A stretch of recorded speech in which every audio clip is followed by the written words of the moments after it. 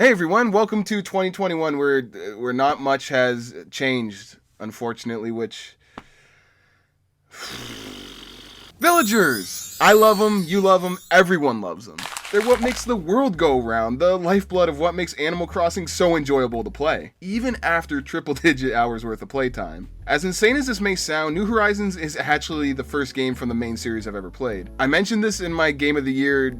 No, I guess spoiler alert now. I mentioned this in my Game of the Year video because my Game of the Year for 2020 was Animal Crossing New Horizons, but going into that game and it being so fun was really crazy to me, even though it was, I guess, to be expected, because until then, I've never played a main series Animal Crossing game, and I know, try not to hold it against me, but when I was younger and even as a teenager, I just never heard my friends talking about Animal Crossing. I never was really even exposed to it at all. Yet, when Animal Crossing New Horizons came out, I plopped down full price for a day one release. And boy was I not disappointed. It's odd to me how relaxing it is to play this game. Doing what you want, where you want, how you want, when you want is pretty damn soothing. It took me a fair while to understand all the concepts and mechanics of Animal Crossing, but now I'm all caught up. For the convenience of having tons of footage to choose from, I've spent my entire playthrough of New Horizons with these same villagers I started with. Since I've spent so much time with these fine people, I thought it'd be fun to rank them on my handy dandy homemade tier list. Now, I have a few non-villager specific characters sprinkled in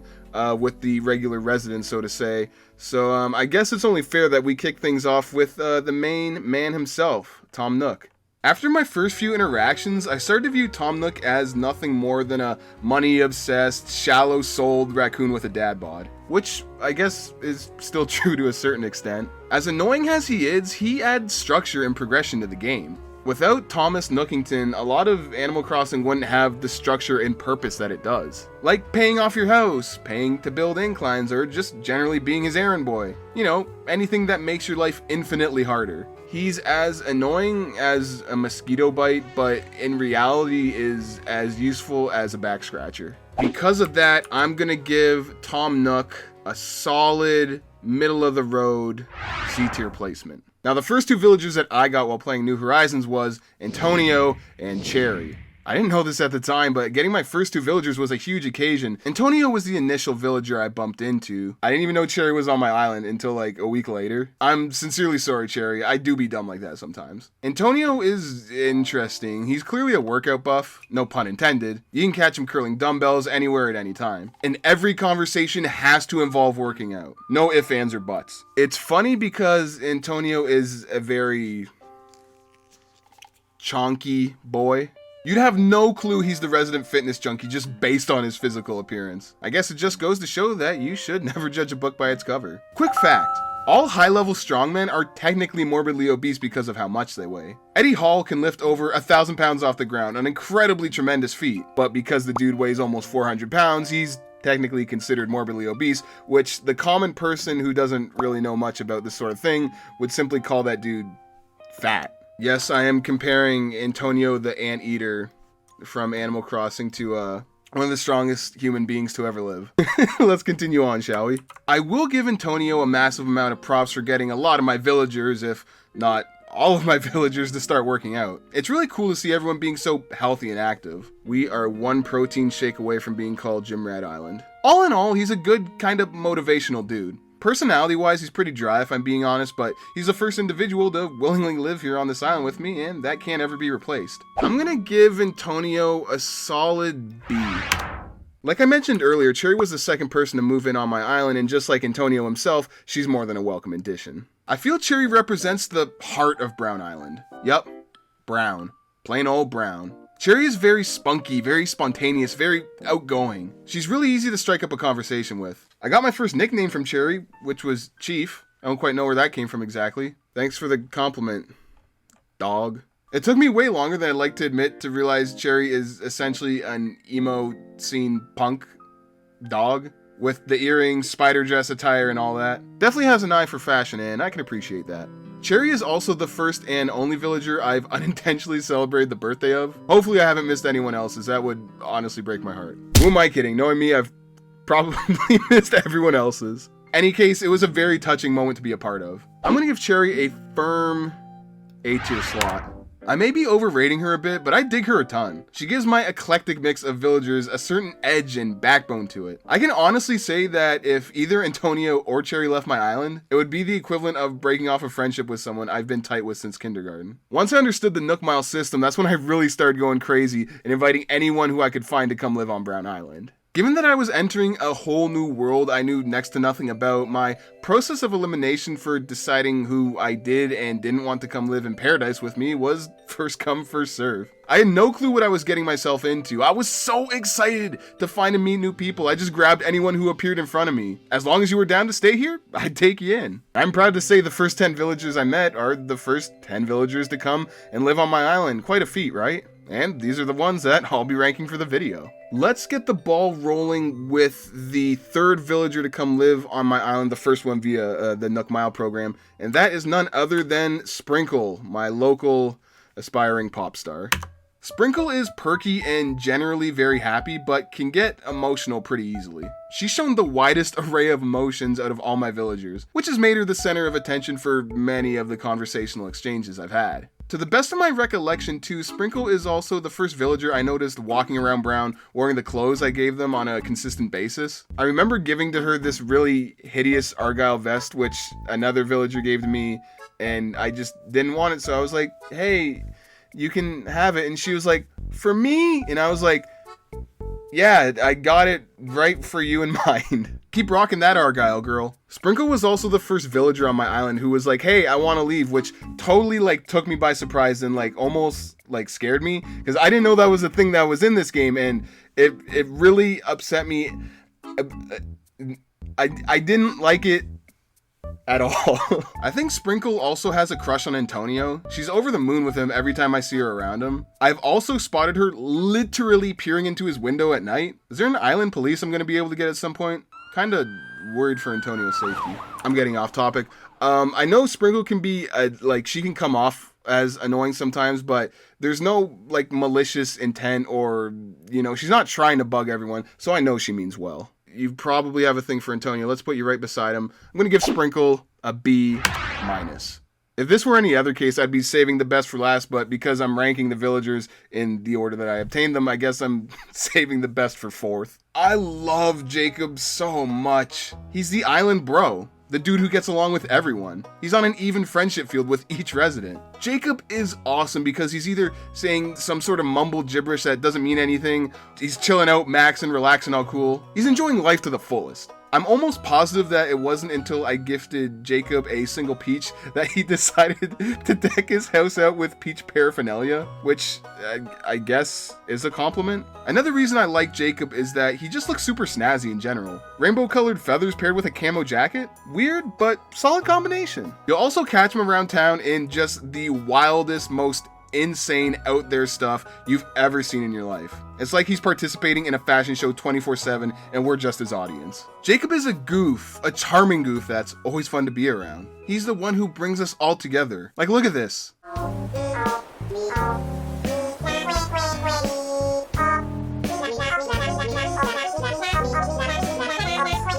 S tier, hands down, no debate. Actually, S plus. S plus as a matter of fact. Everything you want in a good villager, Jacob brings to the table. He looks cool, he acts cool, he just is cool. He's interesting to talk to, he's fun to be around. He just makes everything fun, and I guess when I look at it that way, I can't really have anything to complain about, can I? Next up at number 5, we have Melba. I'm mixed on how I feel about her. I'm not entirely sure I know who she really is. Melba is the Animal Crossing version of the cute silent girl who sits at the back of the class. Then when lunch break rolls around, she just goes to the library and sits by herself and reads. Melba is very quiet, very unassuming, and brings little attention to herself. I can tell she has a genuinely sweet, sort of wholesome personality to her, even if it doesn't shine through that often. How do you rate someone who's so, like, ordinary and like shy, but so like authentically themselves? I'm not sure how close Melba is with each villager, but I do know that she's at least on good terms with Cherry.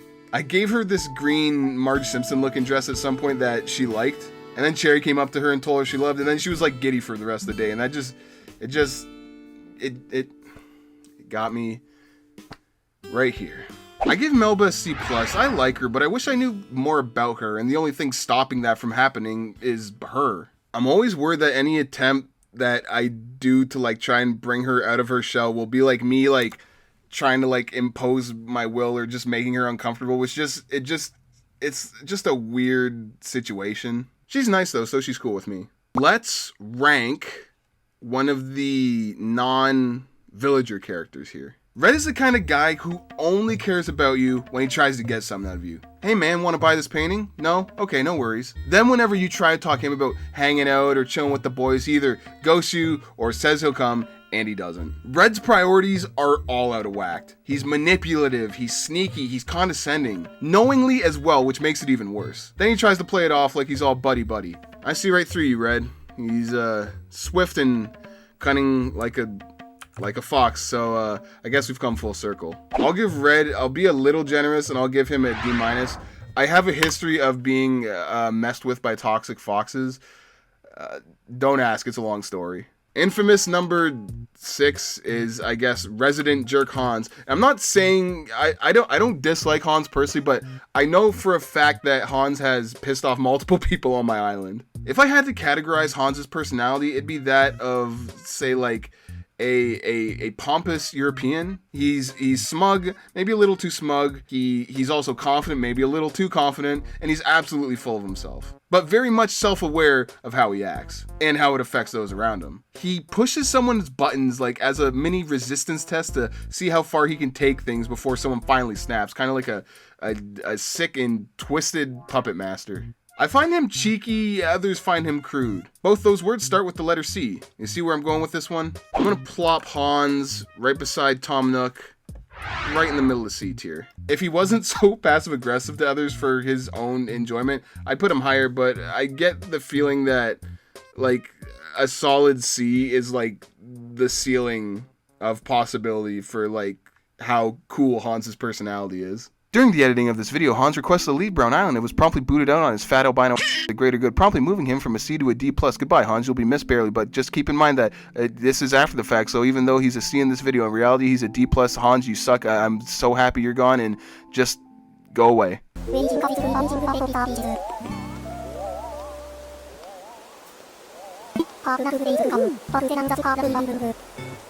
Why am I toxic? The final villager I met on a Nook Miles Island was Diana, and as much as it pains me to say, I don't really much care for Diana. She comes off as like very intentionally distant. Her conversations feel very rushed, and she treats me anyway like we're just not important to her. The only villager who doesn't emote back at me when I do it to them, like just tear my heart out and crumple it and stomp on it, why don't you? She is beginning to open up more, I think. Diana is similar to Melba as far as being reserved and restrained goes, but with more of like an edgy personality. You ever seen Breakfast Club? Diana is like the basket case version in Animal Crossing, but like not crazy, if that makes sense. I am currently trying to understand Diana better. I'm actively making an attempt to, but even then I'm not close enough to her to really say I know anything about her that well. And because of that, I'm gonna put her as a C- because it's a combination of like her snooty, nose stuck up in the air attitude and honestly a lack of information on my end. The remaining 3 villagers that joined my island joined courtesy of the campsite, which doesn't like mean anything in terms of them like joining my island, but it does go to show like how long it took me to grasp like the basic principles of this game. The first of which was Walt the Kangaroo. I'm not sure what to say about Walt that'll leave a good impression on those watching this. Walt isn't bad or good or uninteresting, but I do think because of his generally normal personality that he kind of gets lost in the shuffle. Everyone else is either actually interesting or such a shut-in that it piques my curiosity and makes me want to get to know them better, making them in a weird way more interesting. Walt just simply exists. Walt's house is probably one of the cooler ones that's decorated in both inside and out. I thoroughly enjoy his X marks the spot band-aid facial cosmetic. Trying to bring back some of that Nelly swagger, are we? He can definitely, I would not complain one bit if he decided to stop singing, because he hands down has the grossest singing voice in this game.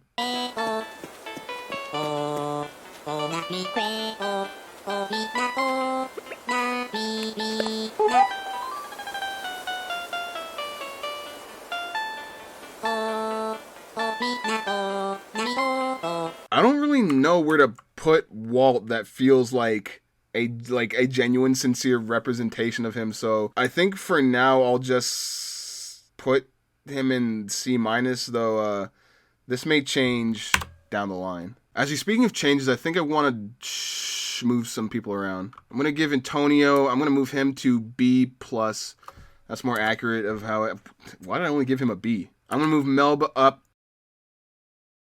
Just center sprinkle here.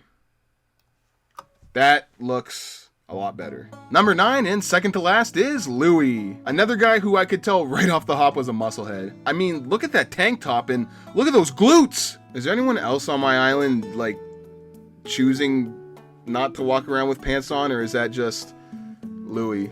I should probably check in on that. Now this is who I want giving workout advice to people. Someone who actually looks like they're on steroids and can bench 3 hundo. Louis is dope because despite being a workout guy, he breaks the stereotype of all weightlifters being meat-headed Neanderthal doofuses. Even though Antonio got people on the island to begin working out, I feel Louis sort of made it cool. Show other residents how fun and effective it can really be, both with weights and Richard Simmons impersonations. He has a really infectious personality that just boosts the overall morale of Brown Island. He's on the same spectrum as Jacob as far as being on an even level friendship with everyone goes. If Jacob is the goofball of the friend circle, then Louis is the genuine good guy of the friend circle. I'm gonna give Louis, I'll give Louis an A-, which feels a smidge high, but he's a good soul in my book. Congrats on the top spot, Louis.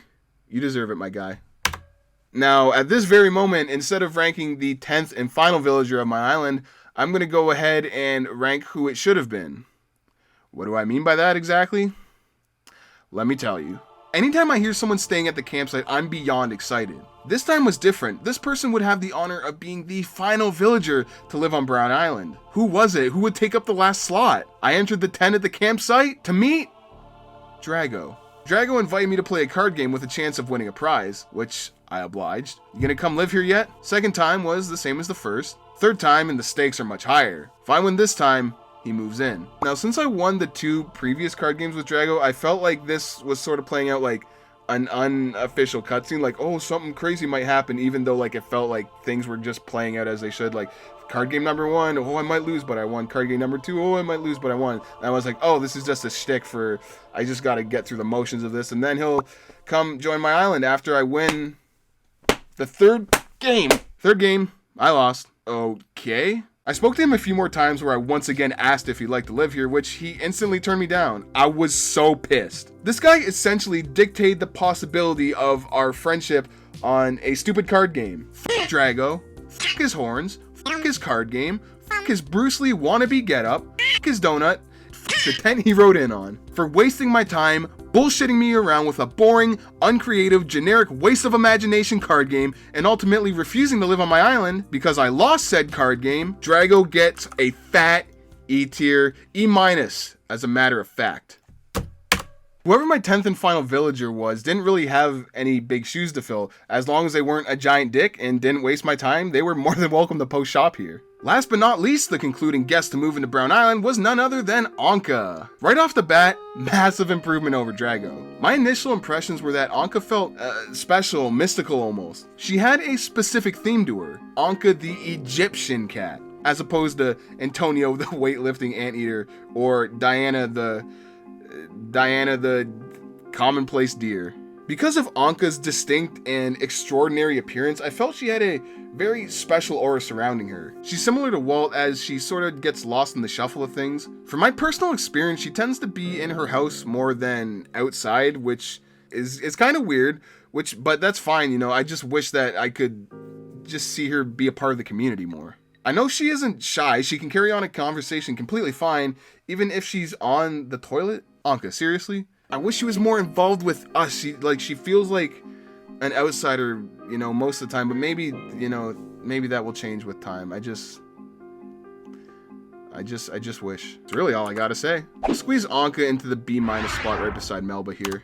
She still has yet to fully break out of her shell, but from the few instances I've talked to her or seen her with other people, I can tell she's a good person to be around and well deserving of having the privileged title of being the final villager to move to Brown Island. Real quick before I sign off, as you can see, we have 2 slots left here. So real quick, I wanted to rank a couple other characters who I've seen on my island that aren't, they're not villagers, but these 2 guys deserve to be ranked, period. I had this duck visit me one time and he was a true hero. He came in blathering like a bunch of bullshit, looking like a complete blooper, saying dirt at the end of everything, like kind of like Cartman from that episode of South Park that shall not be named. And as soon as I saw that, I looked at him and I was like, I think you might be the best villager of all time and the best thing to happen in this game. I'm so sad I couldn't invite Derwin to come live on my island. The 10 or so text boxes I had with him, he seemed like a total blast and a complete ball of fun. I would have loved to have here forever on Brown Island.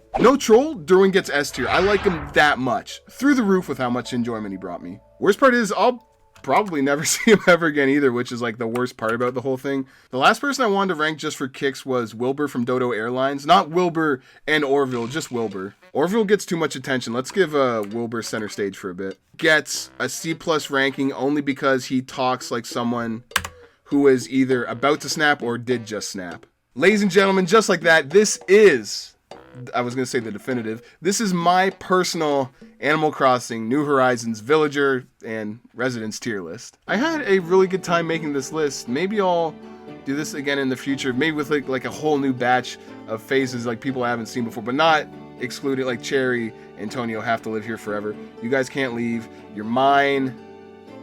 That might be mean, but I love you guys too much. Do you agree with me? Do you disagree with me? Let me know who your favorite local village dweller is in the comments down below. I'd love to see if I've seen any of them around before. However, if you're gonna list off any dragons, if you're gonna list off any dragons, elephants, if you're gonna list off dragons, elephants, or I need to be careful with what I say here. If you're gonna list off any dragons, elephants, or goats, I'm sorry. We can't be friends. Them's the breaks.